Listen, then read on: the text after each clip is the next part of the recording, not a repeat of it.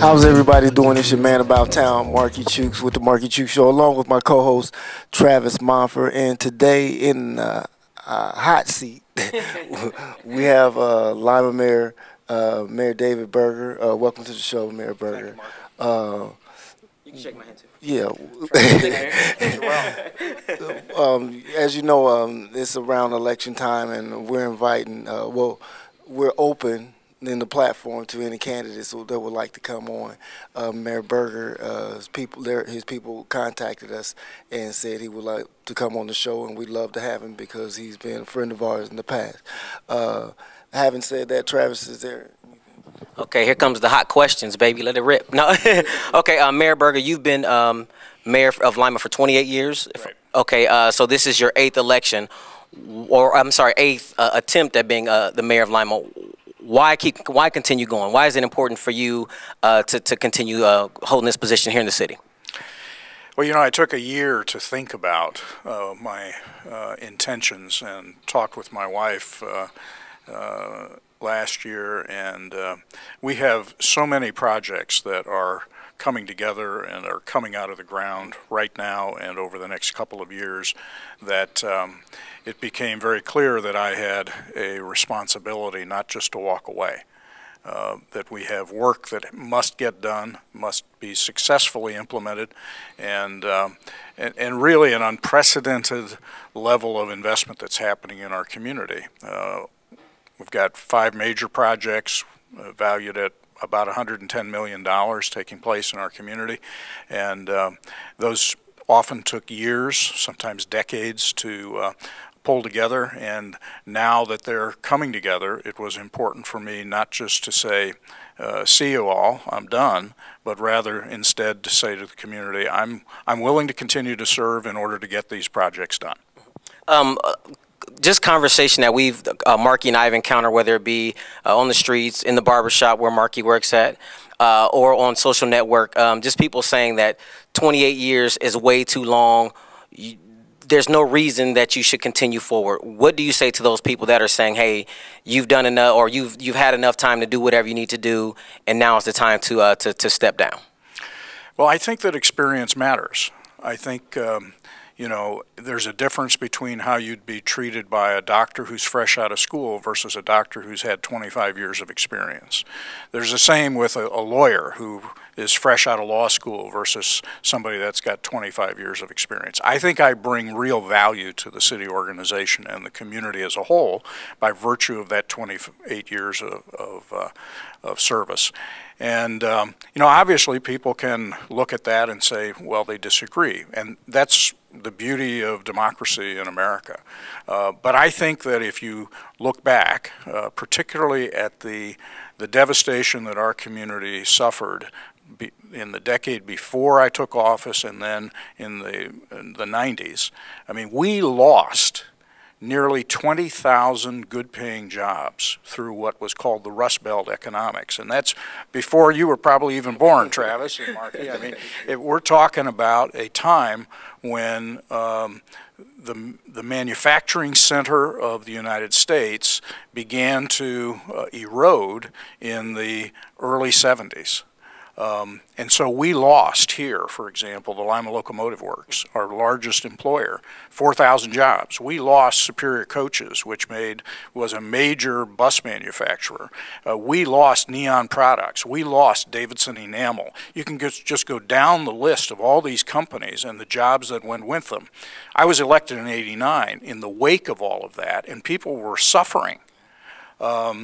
And then we continued to lose. Principally, in the 90s, we lost defense jobs. We had 3 major defense-related manufacturing facilities. One is the tank plant. We went from 4,000 jobs there, 3,800, down to about 400. We lost Excello, which made aircraft fan blades. There was 1,800 jobs. And we lost Westinghouse Small Motors Division and Westinghouse Electrical Systems Divisions. I mean, those were headquartered here. And those again are thousands of jobs that disappeared. So we had this deep hole to dig our way out of.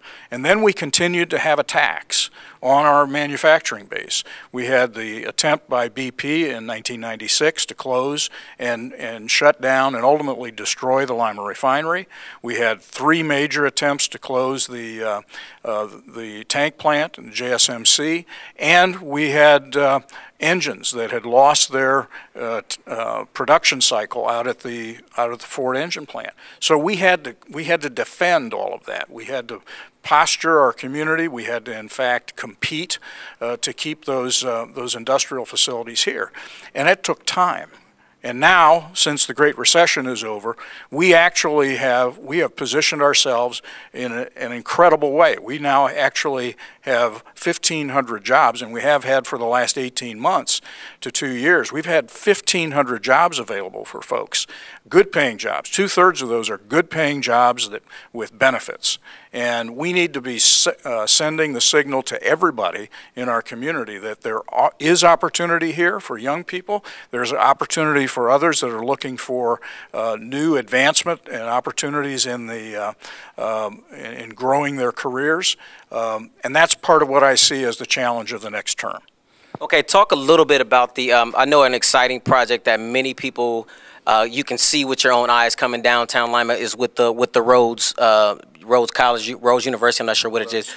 Rhodes State College coming downtown. Talk about what that's going to do for the infrastructure of the downtown Lima business district. Well, we're going to see a 75,000 square foot facility built in the southeast quadrant of the square. That will bring 800 to 1,000 students and staff into the downtown every day. This will all be focused on their healthcare curriculum at the campus, which they will move in from out east of town, and which they will then expand in the downtown. So we will see that a vibrancy happen. When you bring that many people into the downtown every day and spanning both early day through the evening, that will generate other kinds of positive things happening. You'll see niche retail businesses begin to flourish again in the downtown because there's a potential customer base there, as both restaurants and other kinds of business entrepreneurs catch wind of that opportunity and actually see those human beings there with available cash to be able to, whether it's buy flowers or get hair done or buy shoes. Those kinds of opportunities, I think, will follow on the presence of Rhodes being downtown. How soon are we looking at that Rhodes project being maybe not completed, but at least up and running in some shape or form? Well, we are now, just about a month ago, we filed our first eminent domain action on one remaining parcel. We have 2 other parcels, which I expect that eminent domain actions will be filed here very shortly. As that gets wrapped up, then all the real estate will be in hand and the construction will begin, which I expect will be first half of next year. So it's probably a year to 18 months following that before it's actually completed. Man, he put me up on a lot of stuff I did not know. He took me down memory lane too. Yeah, no, I mean as far as the companies that have been here, I got a question. I got a couple of questions that I want to ask you that a lot of people want to know, and there has been some people that have assumed, but there were a couple of debates given by the NAACP that you refused to show up at. Out of your mouth, what was your reason for not showing up? Sure. I think I've been very public with my reaction to those invitations.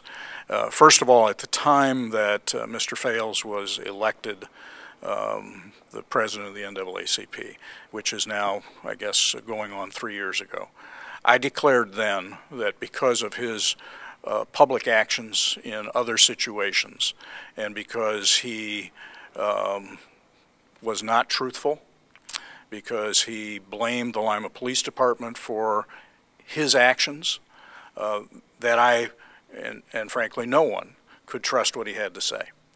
And on that basis, again, if the president of the NAACP is going to bring someone in to see me to advocate for them, I need to be able to believe that person. Well, I can't believe Mr. Fales under any circumstances. And I declared again at the time he was elected that I would not deal with him on that basis.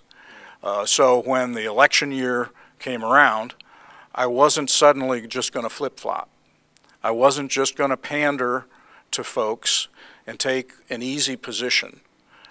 Instead, I've been clear that the decision that I made 3 years ago at the time he was elected still stood. And then later, particularly when the second invitation came several weeks ago, and it became clear because of a statement made by another NAACP official that they were in effect endorsing my opponent, it became very clear that any kind of standard of fairness for an organization that is going to sponsor debate simply didn't apply. You know, again, it shouldn't have been a surprise based upon what I announced 3 years ago, and I think I'm being consistent with my concerns expressed then and that I continue to have now. Okay, and another topic that we wanted to touch on, a few months back you and I had a sit-down conversation and we were talking about how people go about getting their news in 2017. There were some controversial, if you will, statements that were or excerpts of what you said taken out of what you had said, and I just want you to have the opportunity to tell the people kind of exactly what you and I had in that conversation and what made you say what you did at that. I'm not sure if it was a debate or what it was at that point in time. So yeah, it was the forum held by the Black Ministerial Alliance at Second Baptist in the spring, and I was asked a question by the ministers as to what I was going to do to help create jobs. And my response to that was to say that I had good news, that in fact we had 1,500 jobs, as I mentioned earlier, that are available in our community, and that we were frustrated that we couldn't get that word out. And so there was a follow-up question from one of the ministers that wanted to know, well, how is it that they didn't know that? How is it that the community didn't know that? And my response was that I had talked with others in the community over the last couple of years, and that what I had been told was that folks in the black community did not read the news, the Lima News, okay? And that they did not follow the news on WLIO, that instead they got their information from Sunday pulpit or from the kind of networking, informal networking that happens among folks and with social media. And so I asked the ministers that day to work with us so that we could try to get the good news out to folks so they would understand what the opportunities are and help spread that. That got misinterpreted, but I think that frankly, whether it's the black community or whether it's the white community or the Hispanic community, research shows, the Pew research actually has done research on the conventional media, and it's very clear that across the board there's been a dramatic decline in readership for newspapers, and that there is far less folks that are tuning in on the 6 o'clock news, and that many, many more people are getting their news through social media and other informal ways of doing that. So I'm happy to say that in just a couple weeks ago, we did an event with the Black Ministerial Alliance and with the unions to specifically share information about the apprentice jobs that are available in the construction trades and with our industrial unions. And there are 300 positions available every year.